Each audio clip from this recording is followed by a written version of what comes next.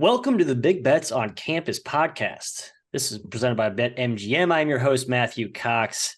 The three-man weave crew, Kai McKeon, Jim Root, joining me today every Wednesday, dropping a new episode of the Big Bets on Campus, talking all things college hoops. It is late November. Feast Week is behind us, and conference play has started? ? It's too soon. I will take a stand against it. I will bemoan it all episode today. It's too soon, but we will discuss that along with some of the Power Conference cross challenges today. But first, we review and get into our favorite section of the entire episode, our live dog of the week, trying to sprinkle some Matty money lines out there for the listeners. And we confidently gave out Northern Iowa, the pathetic Purple Panthers last week. Just want to quickly gloss over that. Looked great for 20 minutes. Looked great for 20 minutes, Matthew. And then, oh boy, did it get torched in the second half. So not a great start to that section, but hey, it's a new week, a new dawn, and a new day, Mr. McKeon. So we looking ahead to Wednesday, Thursday of the upcoming week here. Some good options, some potential live dogs and good spots, some feisty dogs. I think there's a theme with these dogs, some feistiness, especially in some early conference opportunities. You see some teams maybe potentially rise after a dreadful start to their non-con. We picked out three here. So Sam Houston State goes to Arizona State on Wednesday. Tarleton State goes to SFA in a conference tilt out there in the WAC. And then Grand Canyon going to UT Rio Grande Valley, another WAC game. Identified the dog as potentially live in all three of these. I think you're probably laughing at the last inclusion there, UT Rio Grande Valley, who has been god-awful. Okay. I'm listening with no visual. I am chuckling, clucking at you, Matthew. Sides splitting. Yeah, I went rogue on that one. But I think the first two are prudent inclusions. Sam Houston State, the Mudge crew, Jimmy. Tarleton State, always a thorn in the side of whoever they play. Either of these two pique your interest. The Mudge men. Sam Houston State, Matthew. Love them. This team's been super feisty already this year. Now, there is some injury question marks in their lineup. Their two opening day front court starters, Cam Hefner and Suleiman Doumbia, have been out the last couple, but it has not slowed them down. Like, they have been really, really tough to play against for people. They're tough to score against. And that's the issue for Arizona State. They can't score. This offense is terrible, like truly awful.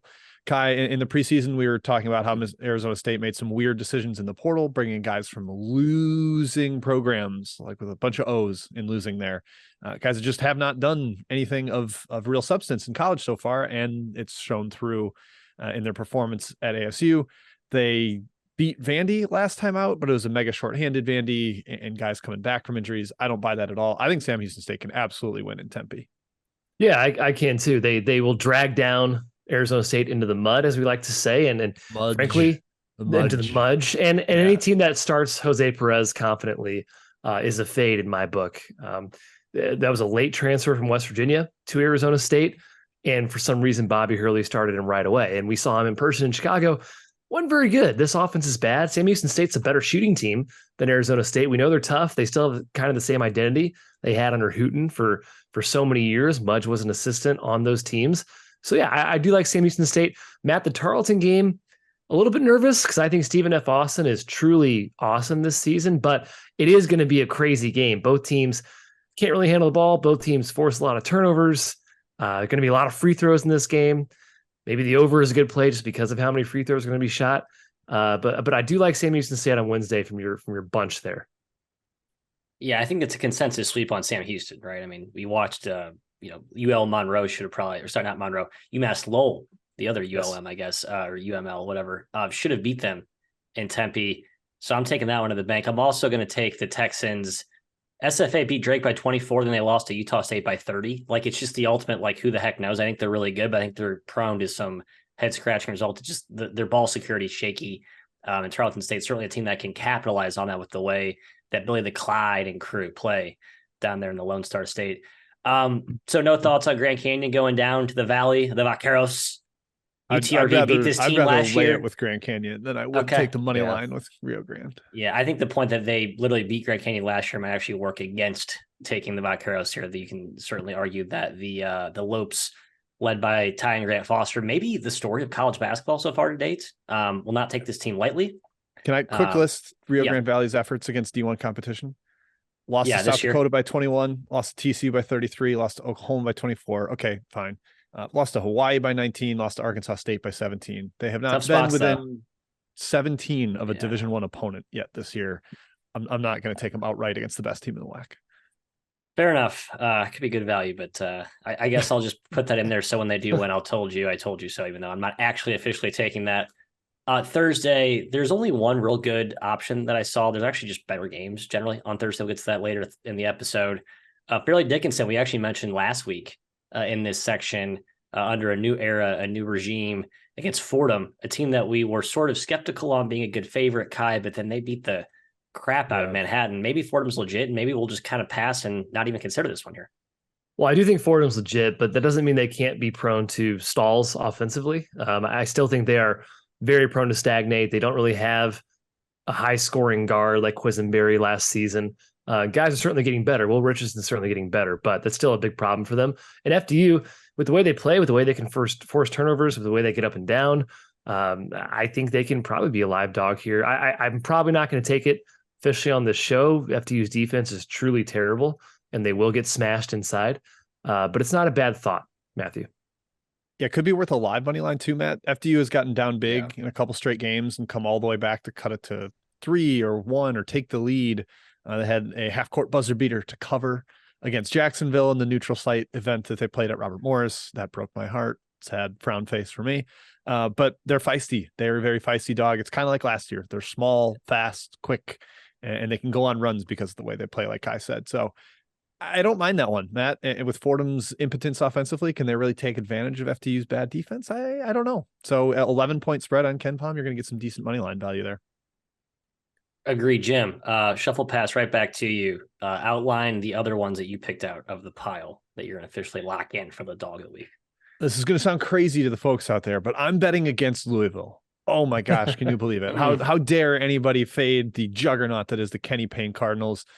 No, I'm happy to do it with Bellarmine. Kai, the crosstown rival, super funky offense. They never dribble. They beat Louisville last year. It's just, I could see Louisville being really tight in this one. Like, we have to beat these guys or we're going to be embarrassed. And just like, I don't think that the athleticism edge overwhelms against Bellarmine because of how they play.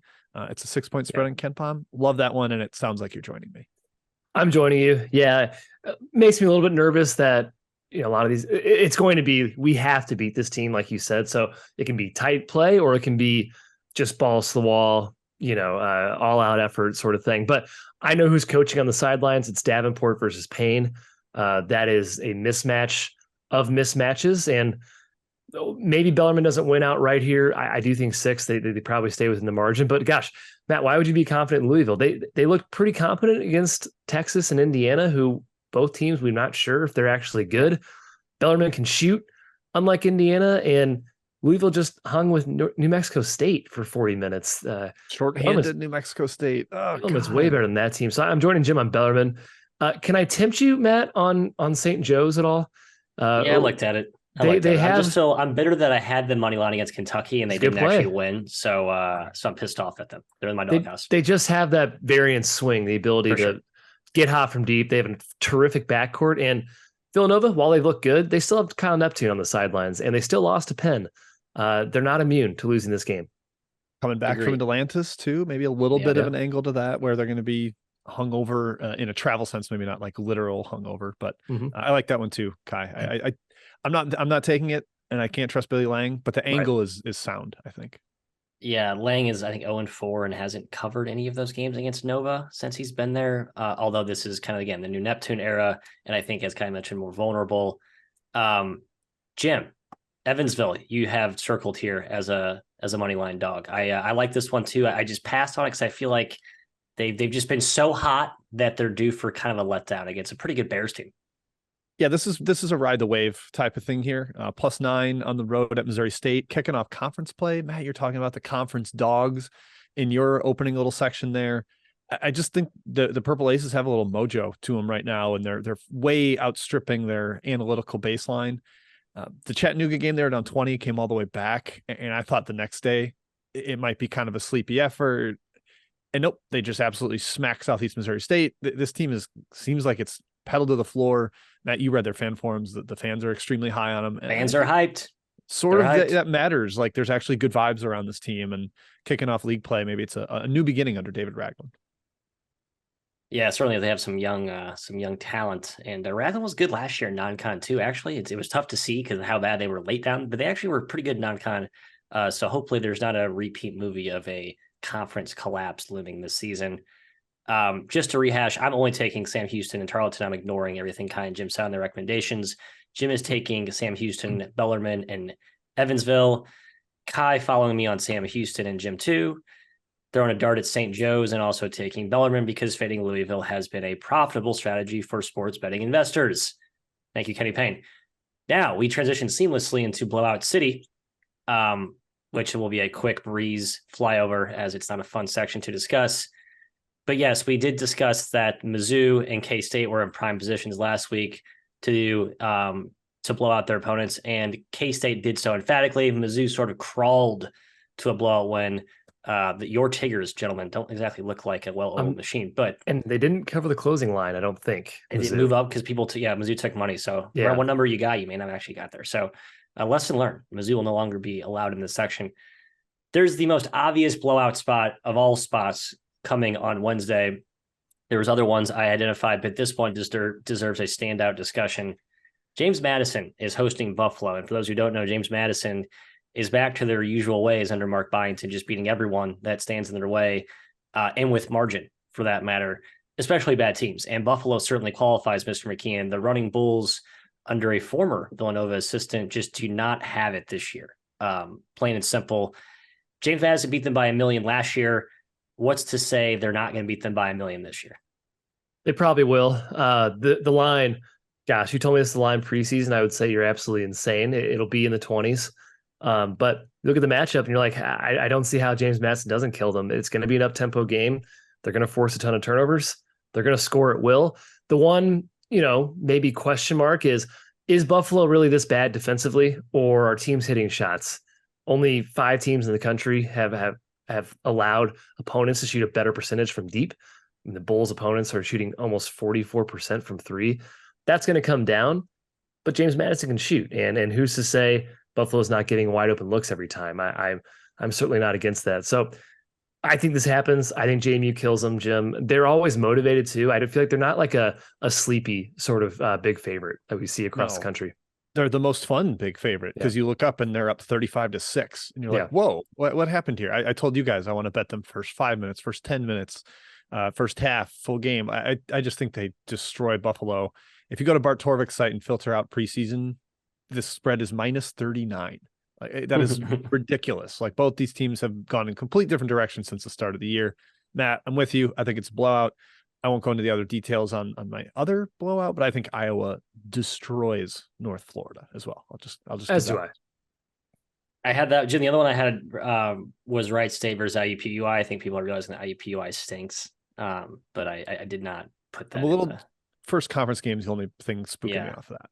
And Wright State decides to not play defense on occasion. So there you have that as well. Let's talk to some actual marquee matchups. But before we do, a quick word from our fine sponsor, BetMGM. Use bonus code ACTION when signing up to get a $1,500 paid back in bonus bets if your first bet loses. For new users in Arizona, Colorado, Illinois, Indiana, Iowa, Kentucky, Louisiana, Maryland, Massachusetts, Michigan, New Jersey, Ohio, Pennsylvania, Tennessee, Virginia, West Virginia, and Wyoming. Terms and conditions apply. Must be 21 or older. Gambling problem? Call 1-800-GAMBLER. Now, the power game of the week, and we're going to keep it short and sweet here. Just a teaser, we backloaded this pod with a lot of the discussions of the cross-conference showdowns. So we're only going to talk about the 2 biggest of the battles coming on Thursday. That's UConn at Kansas, Houston at Xavier as the 2 for there. But on Wednesday, I'm sort of bending the rules of the power game of the week, calling Colorado at Colorado State a true power blue blood matchup, Kai, if you want to nitpick what the Mountain West considers itself in the hierarchy of conference labels. It's still a fun battle out there in the mountains. Just always great games between these two. Tad Boyle versus Nico Medved, going to be at Fort Collins. There's been some battles there before. I think the Rams get this one done. This is on Wednesday, Mr. McKeon. What do you think plays out here? Man, it's shocking to see Colorado State above Colorado and KenPom right now. They've risen 45 spots since the preseason. That's driven a lot by their dismantling of Creighton. Are they for real? Is Colorado State for real? I tend to think they're going to be very, very good, and they are very good. Isaiah Stevens is one of the best guards in the country, not just at the Mountain West, the mid-major level. But Creighton shot horribly that game. It was not a good effort for them. I'm not sure Colorado's as affected by the quote unquote, altitude travel. Heck, they reside in the same exact state. I think Colorado is probably the best defensive team they've played. Slight apologies to Creighton. I know Creighton's pretty good on that end as well, but maybe Colorado gives them a little bit more trouble. I can't see the Rams shooting this well the entire season. I kind of lean towards the Buffaloes, Jim. I think Colorado State might be just a tad overrated in analytics right now. Yeah, and this is, I think, a game where Colorado State's lack of size is going to hurt them. Colorado can pound them inside. The Rams' defensive rebounding rate has stabilized after a really concerning opener, and they're actually in the top 50 now, but they haven't played a super brutish front court besides Kalkbrenner. And Patrick Cartier left last game for Colorado State. They have almost no size with him. You take him out of lineup, and that team is tiny, tiny, tiny. I think Matt's boy, Tristan Da Silva, has a big game in the paint. Even Eddie Lampkin can probably go to work against a smaller front line here. So it's kind of the guards shot making for Colorado State against what I think is a major, major interior advantage for Colorado. And I just sort of lean towards the Buffs there, Matthew, despite how good the guard play is for the Rams. It's a bummer. It was a spot I circled like in the beginning of the year. Like, I'm going to back the Rams against this sort of overrated Colorado team. And then, the tides quickly turn there. I'm not really excited to back Colorado either, but certainly not going to lay margin with the Rams based on a 30-point jump in KenPom of one, albeit awesome game. You're right, Jim. They played 39 minutes without Patrick Cartier in that game. So salute to Nico Medved and the boys of Colorado State. Kai, Thursday. UConn at Kansas. Pretty good game. Houston at Xavier. Also pretty good game. Let's talk KU hosting the Huskies to start. Kansas sort of off of that Maui trip where we've kind of worried about some hangovers, teams coming off that. They do have a game before this to kind of get out any cobwebs. But now then they host Donovan Clingan. And so Donovan Clingan versus Hunter Dickinson matchup will be awesome. The guard play should be fantastic. I give a slight edge to KU's guards, but I also worry about their depth. What's your angle here? Man, I've watched both teams play a few times. I think UConn's better, just straight up. I think Dickinson's going to be fine against anybody he plays, but man, Clingan and Johnson as two guys opposing him at the 5 is not too bad for UConn. They could give him a little bit of pause, a little bit of trouble inside. I think UConn matches up well across the board pretty much. I think Newton's a great defender for DeJuan Harris. He's got like 5 inches on him on the perimeter. Maybe 3 inches. I think DeJuan Harris is a little taller than people realize. But yeah, it's at Allen Fieldhouse. That's the one thing. It's like, can you really back a UConn team going to Allen Fieldhouse in a hype spot? Huge game here. Castle hopefully back for UConn. That's another point in their favor. It's probably going to be a stay away from me, Jim, but I do think UConn's a better team. Yeah, this is a tug of war looking at some of the angles of it. I'm with you right now, especially at this stage of the season. UConn is better because I just don't think Kansas has figured out their offense and their complementary scoring has not really come around. And man, I think UConn comes in with a great game plan with Kamani Young and Luke Murray on the sideline. Those guys have been super sharp. Clingan finally looked like himself against New Hampshire, had 29 points in 26 minutes, or it just completely exploded. And it seemed like he's maybe fully healthy from the foot injury. One of UConn's big edges defensively is they take away the 3-point line, but that doesn't matter against Kansas. They don't want to shoot threes. They want to pound the paint and use their elite ball movement, multiple great passers in the lineup to kind of cut you up. And that maybe is an advantage against UConn here. Matt, UConn, I think, has close to the nation's longest non-conference winning streak by double digits. I think that ends here, whether in a loss or by single digit win. But I'm not betting this game. This is, I think, too close to call. Also, Jim, a look ahead spot for UConn. They have UNC next Tuesday. No, they're not going to look ahead on trip. But there's no looking ahead of Kansas.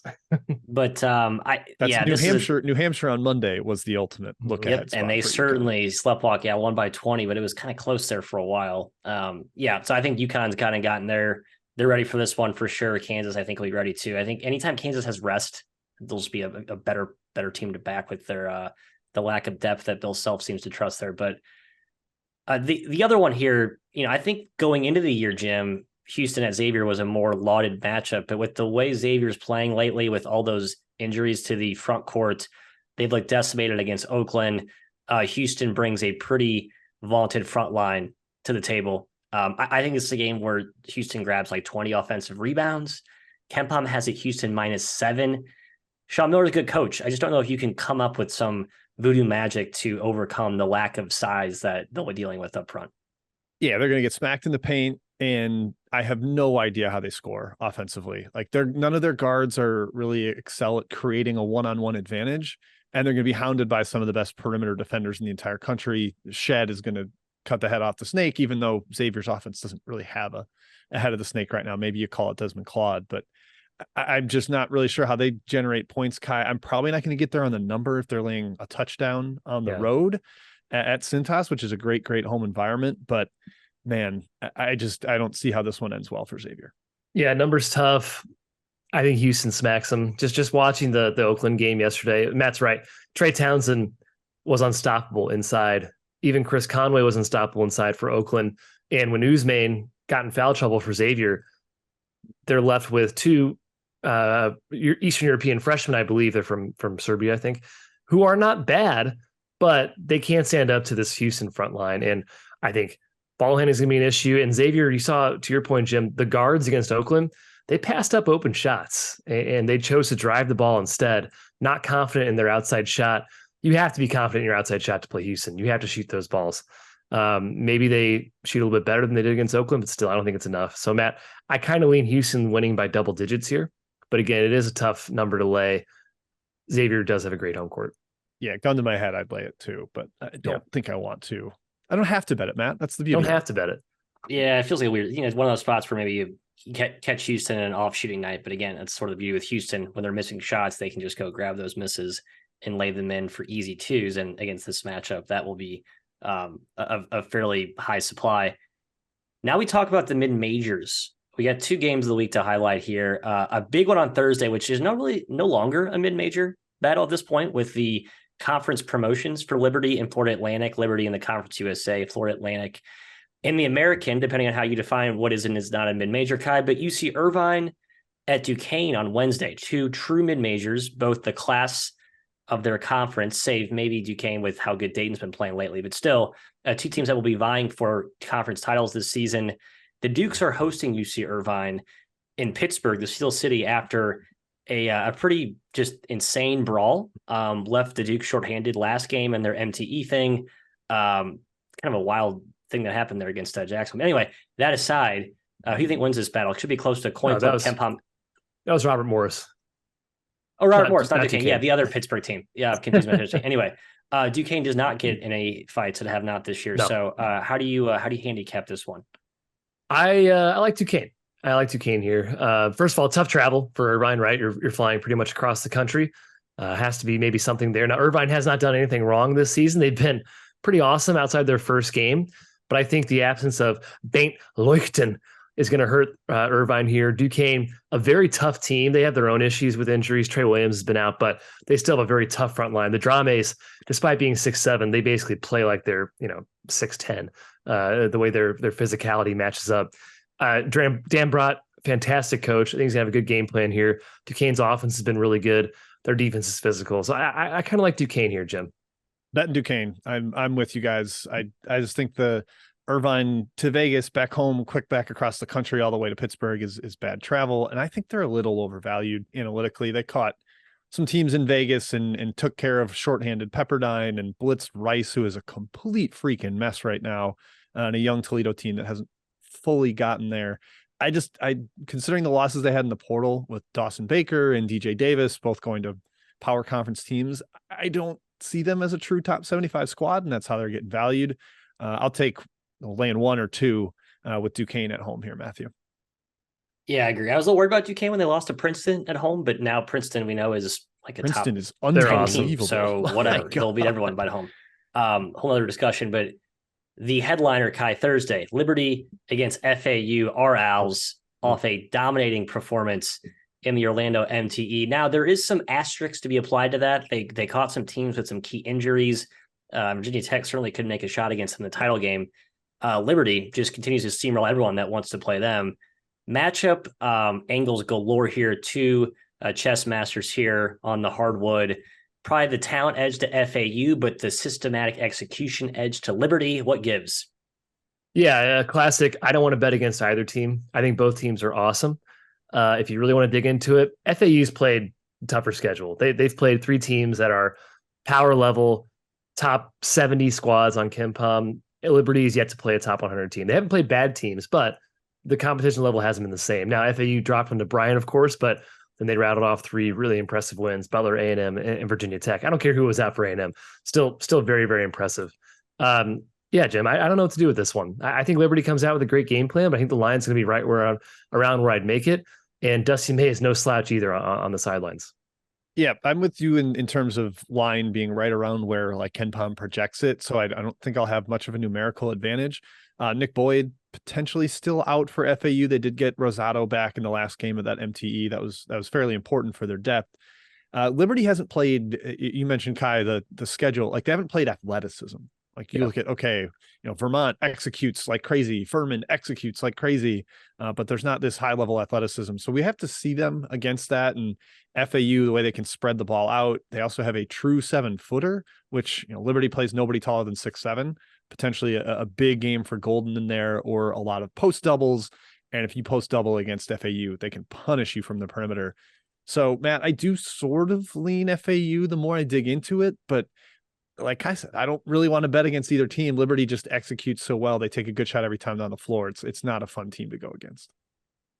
Yeah, just to clarify, this is at FAU's home court. So, and they both Field of play 68 Invitational. That's right. Our Very cool. Overlord sponsored, but and then there's another game coming after this too. So just some context considerations there.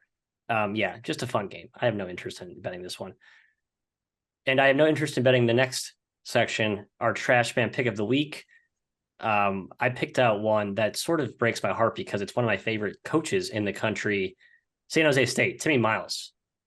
He's kind of known for playing ugly, gritty games. They are playing at Cal Poly, Kai. This is our trash and pick of the week. At Cal Poly in the midst of a 4-game and 8-day stretch. They just beat North Dakota State, covered last night. They played these two last year, 62 possession game. The final score is 65-43. So I guess the under should be about 108 at that, based on last year's precedent. I think I'm going to lay it though with the Spartans here and probably the under too, which is never a good strategy, but I think it makes sense in this matchup. I'd probably prefer to lay it too. You think San Jose State probably not a good favorite? Well, beat North Dakota State by 13, Hampton by 19, Norfolk State by 24, even Irvine by 8. I mean, they're beating teams by margin this season, and that's because their defense is incredible, and they can also shoot. This is not like an unskilled team by any stretch. Tim Miles has guys that can shoot. And Trey Henderson, for instance, guys shot 47% from 3 this season. Cal Poly's a mess. They did beat St. Thomas, but St. Thomas is a mess in their own right. I think Cal Poly is a physical team. They certainly have a solid backcourt, I would say, a solid one. A couple power guys in there. Jared Hyder played for California back in the day. But I think San Jose State Jim gets it done. I got nothing here, fellas. I just, the only thing I want to do in the garbage or the trash man pick of the week here is congratulate Chicago State and Delaware State for not being a selection here. They will probably appear in this section later in the year, Matt. So I'm glad you left them out. And it's like a survivor pool in the NFL. Like we're just going to save those two for later. You gotta hold you gotta save your big guns for last if that even resonates in this context. Let's get out of it. Let's get out of the trash. Let's come out of the sludge into the light, where we will spotlight the big boy conferences, the conference challenges. We have the SEC, ACC challenge, SEC, ACC, whatever. I don't know who goes first in that. RIP Big Ten, who got, it ended because they're like TV rights deal, and now SEC swoops in. Yeah, shame. And then the Big 12 Big East challenge, which actually is the better challenge if we're being honest about it. And that one starts Thursday, Friday, but the SEC, ACC starts on Wednesday. We'll get to some Big Ten discussion here quickly at the end because their conference play kicks off. One of the conferences that decides to do a shotgun 2-game start before the new year, before commencing after the break. But Kai, we start with Wednesday, SEC, ACC. The 5 marquee ones: Tennessee at North Carolina, Duke at Arkansas, Texas A&M at Virginia, Florida at Wake, and Georgia at Florida State. We won't go through all these in detail. The people want picks. Which of these has your eye from a good matchup angle? What are you eyeing here? I think Tennessee will be a pretty good bet against North Carolina. Good old Rocky Top. Yes, sing the Rocky Top. Tennessee. Oh yeah, I'm with coaching mismatch, in my opinion. North Carolina is super talented. There's no denying that. They're better than I expected this season, but I still think they have warts. And Tennessee's not a team to mess around with. Not going to be intimidated by the quote unquote wine and cheese crowd, Matthew, of the Tar Heels. So I do like Tennessee there. I'd love to back Arkansas, Jim, but I can't trust them. They've looked horrible this season, so probably stay away from that game against Duke.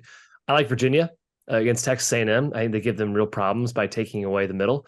And A&M not fully healthy. Who knows? TBD on Henry Coleman. Those are the three I'm kind of looking at, Jim. Staying fully away from Wake, staying fully away from Georgia. Yeah, I'm with you on Tennessee. As I sang just now, do you guys see the little stretch that Tennessee is on in terms of big men they faced? Edey, Dickinson, and Baycott, 3 first-team All-Americans, back-to-back games. Both these teams coming back from respective island tournaments. So I think that sort of offsets, although Tennessee obviously has the longer travel coming from Hawaii.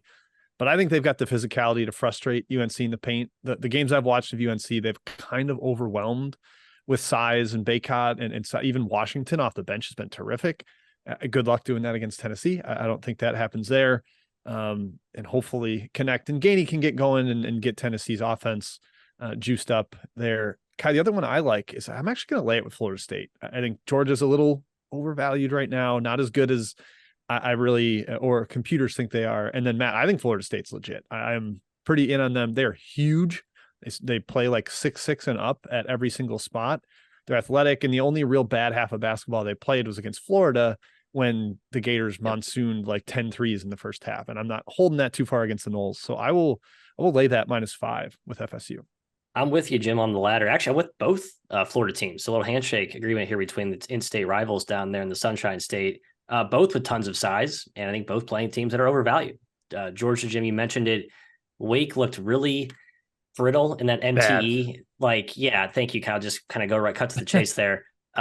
We like Steve Forbes, but that team I think is a little bit devoid of depth, a little too reliant on, who's the Gonzaga transfer whose name I can't remember right now. Is like Hunter Salas, the guy, and outside of him, they got nothing. They got Marsh back for size inside, but he's kind of just like a plotter finisher type. They need Efton Reed, and he's not coming. Even their cover against Towson was like a late 9-0 spurt that made it look like it was a comfortable win when it was not.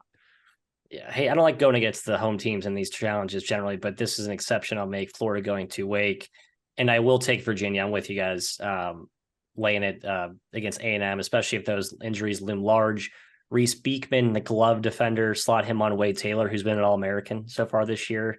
I think you take that away, and A&M looks a lot more vulnerable and one-dimensional, so to speak. So, all right, SEC, ACC, done. Big 12, Big East, Thursday, Friday. We talked about the two marquee ones at the onset, but we have Texas Tech at Butler. Can I quick whine about the matchups? Absolutely. Please, why is this not Creighton and Houston? Why is Houston playing the matchups Xavier never make sense? Creighton There's always two very clear like misses of the sorting hat. Xavier and Oklahoma State should be playing patty cake somewhere, and give me Creighton, Houston. I'm just bummed that that's not the game. Yeah, poor Oklahoma State, a team I don't think is very good. They're going to catch Creighton, likely not too happy off a horrible loss to Colorado State here. So Creighton has to go to Gallagher, Iowa. Always a tough place to play, Kai, but I think that's going to be a blowout. St. John's at West Virginia in the battle of who the heck knows what happens here. Obviously, I think St. John's is the better team, but man, that defense has looked awfully shaky so far. And yeah, just back to Butler real quick. Butler's, I think, it's not last year's Butler. It's a legit Butler team, and Texas Tech had some issues down there in the Bahamas, Kai. A lot to sort through here. I have no official plays actually from this group. Do you? No, all three of these are pretty gross. Yeah. Texas Tech, I made the mistake of watching the Villanova game. Not as good as I was hoping for this season. They bounced back. They struggled with Northern Iowa, but they beat Michigan soundly, and that was impressive. That was more the effort I was expecting the entire year from this team. Butler, really good home court, man. Hinkle Fieldhouse is a tough place to play when they're good, and I kind of think they're good. They impressed me last couple of games. Beating Penn State, hanging with FAU is no a slouch effort, we'll say. So I probably got nothing in that game. St. John's is kind of the one I'm looking at. I think West Virginia is bad. I'm annoyed that I have faded them unsuccessfully in a couple instances, but the recent game against Bellarmine convinced me as well. I don't think they're that good. St. John's is too dynamic, but the home court gym does kind of scare me. Obviously, a good, tough place to play. And St. John's a bit erratic this season. Super erratic, but I'm gonna do it. I'm taking the Red Storm. I won't be scared in this one. West Virginia down Creasa, a Cook, Raekwon Battle, and they seem like more concerned about Raekwon Battle's waiver than they do about winning games. Like the amount of whining out of both Battle and the AD and the coach, like play basketball and try to win games on more than 2 points, please, West Virginia. St. John's getting RJ Luis back last game, I think matters a lot. He had 14 on 6 of 12 shooting in 16 minutes against Holy Cross, gives them a competent wing defender with length they haven't really had. And I have no idea how even West Virginia is going to struggle to score against, or I guess even St. John's can stop West Virginia's offense, because West Virginia's guards, there's no creation, there's no real shot making. So Maddie, I'm going to take the Johnnies on the road in that one. I think they know they need to win a real game to start getting towards NCAA tournament consideration. So I'm not as afraid of the home court, especially because, I mean, other teams have gone in there and played great. Bellarmine, Monmouth, Missouri State was in there for 38 minutes. Yeah. St. John's can win. Agree. I feel pretty confident it's going to be close, though, Jim. You played Virginia to a 2-point game, and you beat Bellarmine by 4. They beat Missouri State by 8 the opening game. That was basically a coin flip all the way through, and the SMU game was much closer. Yeah, so West Virginia is going to be one of those teams. They lost a half to SMU by 23. They lost by 23 points in the second half that game. Yeah, wow. They were up 12. But point is, I think it's a team you don't want to really get involved. It's just an unpredictable team. And generally, I think they're going to play close games. Take St. John's. Get involved. Or get involved. To be fair, the Monmouth game was never close. Monmouth beat them the entire time. Wire to wire. Yeah. Well, wire to wire. Very good. And Missouri State beat them for 30 minutes or so. Bellarmine was a 1-possession game for 40 minutes. And yeah, I think St. John's is better than Bellarmine. I'm going to say it. Yeah, I agree with that. Weird matchup, but I have to agree. Again, nothing for me in these. Let's talk Big Ten. They have conference kickoff action this weekend. Purdue at Northwestern, Maryland and Indiana. Now, these teams are going to play some tune-up games early this week, maybe some look-ahead spots coming up tonight, but we'll see.